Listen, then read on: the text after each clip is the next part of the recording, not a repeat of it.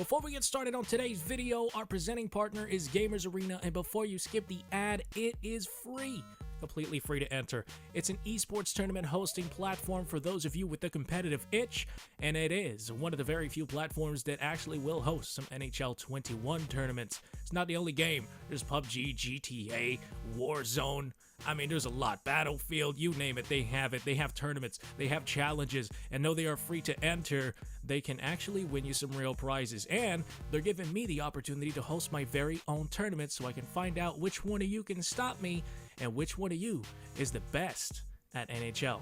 And not only will the winner receive a shout out, we are also competing for a prize pool worth $500. So it's definitely worth it for you, man. Go down in that description, sign up for Gamers Arena. It only takes 2 minutes, but for now, let's get to the video. So, the NHL 22 closed technical test, or beta, for my wonderful people in the United Kingdom, is out. Is it good? Is it trash? I've played it, I've loved it, I've hated it. The couple's gone through relationship advice, and here we are. I'm here to tell you if it's good or not. I don't know why I do this to myself, but I decided we're going to have an Oilers versus Jets gameplay for today. So, the NHL 22 beta. So the first thing that you're going to notice whenever you start up a game of NHL 22 is that you cannot make a pass. You just can't. It's not allowed. However, the more you play it, and the more you realize, oh snap, I can't make a pass because I throw dumb passes. Okay, and EA Sports decided we are cracking down on that today. We are the year is no more. We are not having it anymore. And we are actually giving the defenders a chance to play hockey and impact the game the way the defenders should impact the game, which I think is wonderful. You just can't make passes through large amounts of crowds, cross creases. You're going to need a lane. You're going to need an actual lane to get a cross crease through, which is something I thoroughly enjoy because getting passes through 3, 4, 5 bodies is absolutely ridiculous and needed to go away. This year, it's gone. Like, sometimes it'll happen. A very, very minimal amount of times it'll happen. But mostly, you're just going to get that shit picked off, dude. You're going to have to make actual hockey IQ-related plays. Now, some of you may think that that's not good. I understand. Some of you, if you're more of a casual player, this is probably going to be a little bit of an issue for you. But then again, if you're a casual player, you're probably not playing online as much. And therefore, you can mess with the sliders to tune the experience to your liking a little bit more. But immediately upon turning the beta on and starting to play, is something I notice is everything is in your face as far as the menu goes. Like the UI, everything, the player indicators, everything. Everybody has an X factor above their head. It is unplayable. Unfriggin' playable until you go to settings and turn all of it off, if the settings work. I assume that's a beta glitch, but a lot of times you go to the settings, you fix something, you go to the game, it didn't fix anything. That's a little bit annoying. I hope that's fixed, but part of me thinks that's not a bug. And it's not a bug, it's a feature kind of joke here. I legitimately think that is not a bug. That is EA Sports going, we don't want users to turn off haptic feedback. We want them to experience it, so we're just going to make the settings absolutely useless. So I think that's what happened there. It better be fixed in the final game, though, I'll tell you that much. If I change some settings, they better show up, or else we're going to have problems, and we're going to fight. But gameplay-wise, though, the beta, very strong. It is incredible.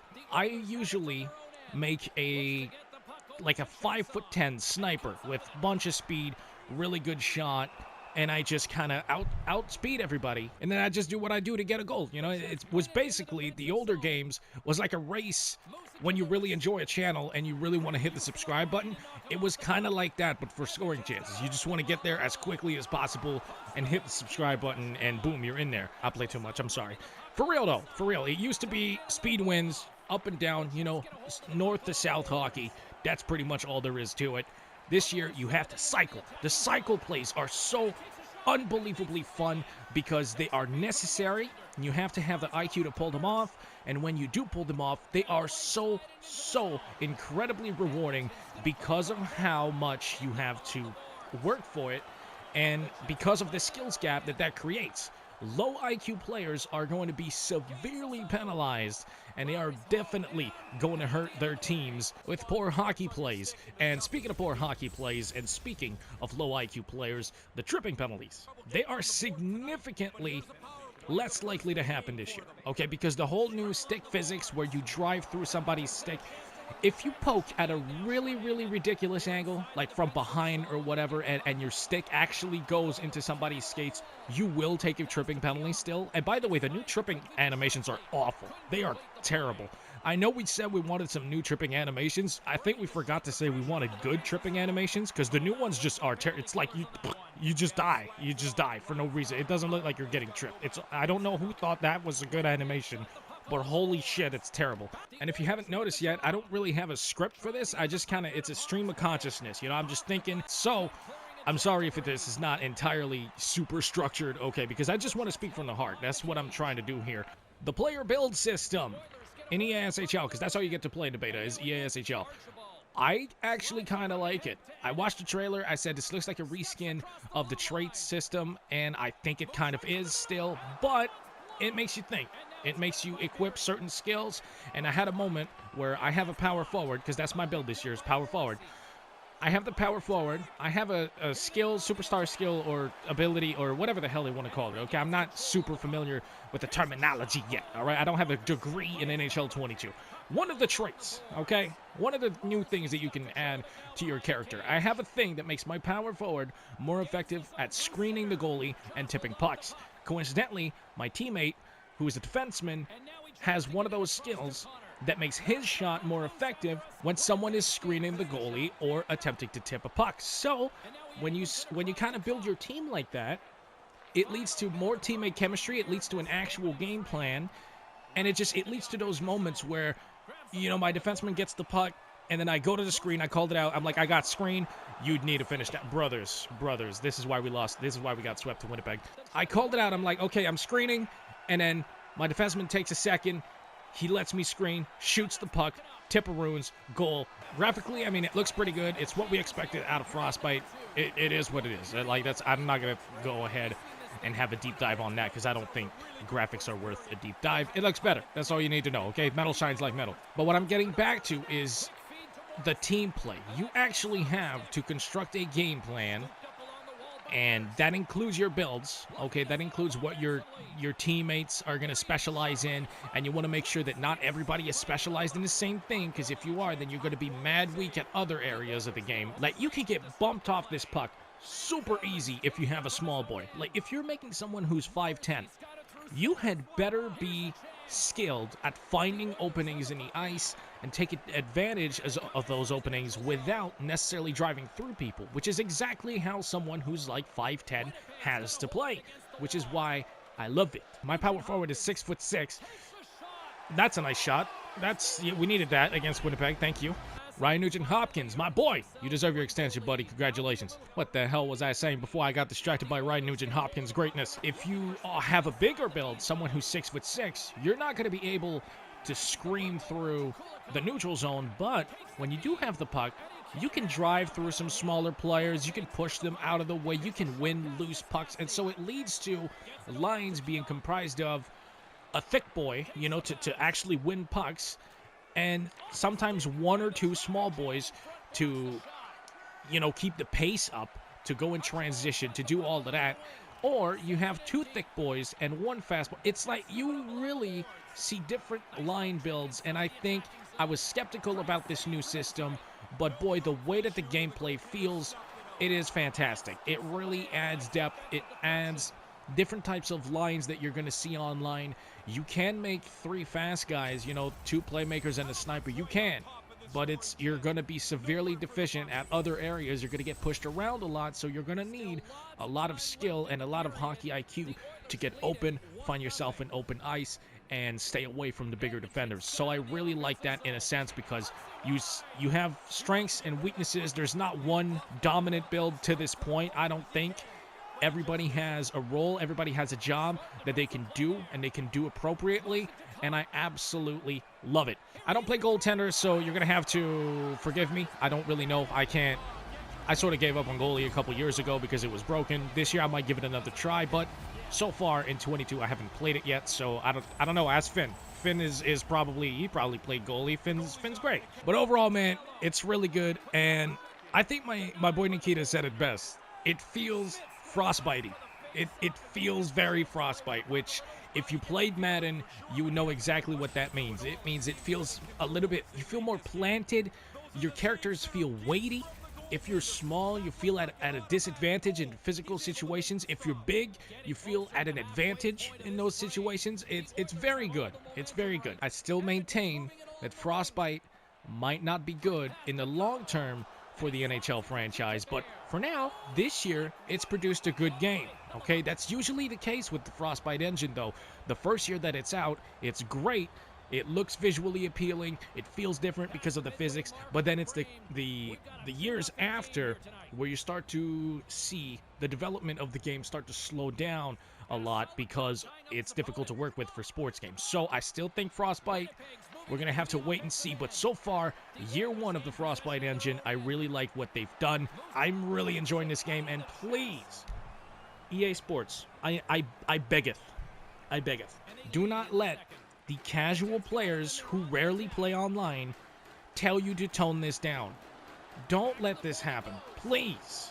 Give us one game. Give the hardcore fans one game where the beta is fun and we go, yes, this is it. This is a good direction that you're going in, and don't screw it up for the final release. Please. Okay, you have built something incredible so far, and it is a fantastic base for the future. I think once you build game modes around this base, it could be a very, very good NHL game. And I was very, very cautious about this year. I was not that excited.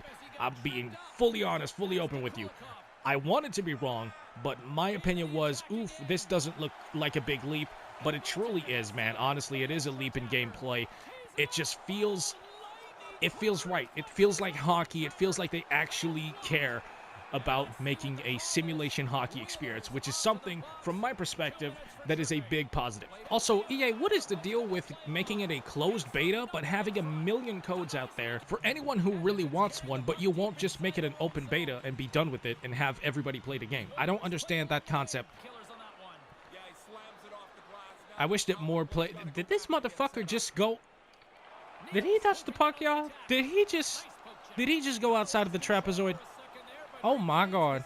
The one gripe I do have about gameplay, though, and this is obviously to counteract how effective defense is, because it is harder to get scoring chances this year, and you still want a fair amount of goal scoring, so I understand where it comes from, but goaltenders, oh my goodness, and I don't mean as a human goalie or whatever, I mean just goalies in general, especially AI goalies.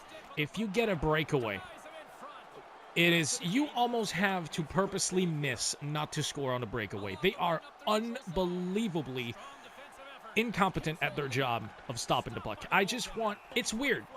I want defenders to be punished for bad positioning and allowing a breakaway, but at the same time, it should not be a guaranteed goal.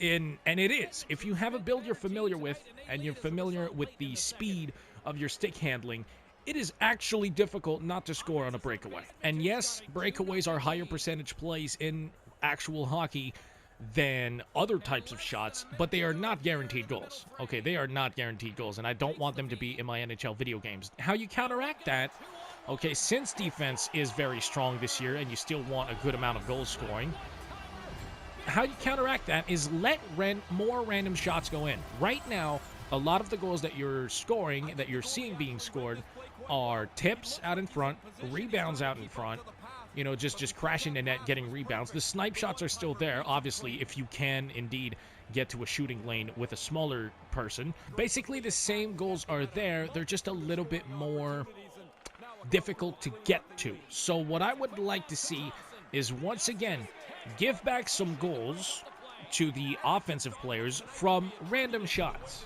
Okay, just shots from the wing where you just throw it on just for the sake of it. Let that go 5 holes sometimes.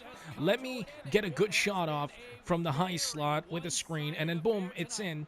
And then just help the goalies make a little bit more saves on breakaways and stuff like that. Because that's just Oof, you can't. You cannot allow a breakaway in this game. It's bad. And obviously, we're not allowed to post NHL 22 gameplay, so that's why you're seeing NHL 21 gameplay. Kind of sucks. I wish I was able to post some 22 gameplay because honestly, it's good. It's really good. I enjoy it, but it is what it is. We can't post any of it. So that is my overall thoughts on the NHL 22 closed technical test. It is nice. I like it.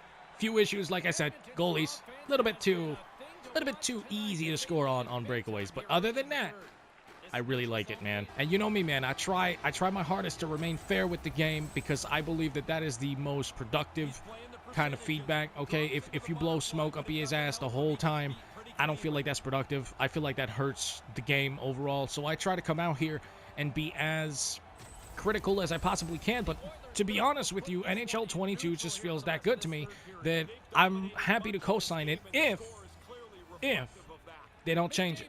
Do not change it. Please, EA Sports. That's going to be it for me, though. Those are my thoughts on the NHL 22 beta technical test, whatever you want to call it, okay? It's good. Please don't fuck with it. Now, if you did enjoy this video, as always, man, you know what to do. Hit the subscribe button, hit the like button, all that good shit. And once again, thank you to our partner for this video, Gamers Arena. Go down in that description, sign up for the tournament. I mean, it's a $500 prize pool, y'all. What are you waiting for? That's a lot of money. All right, peace.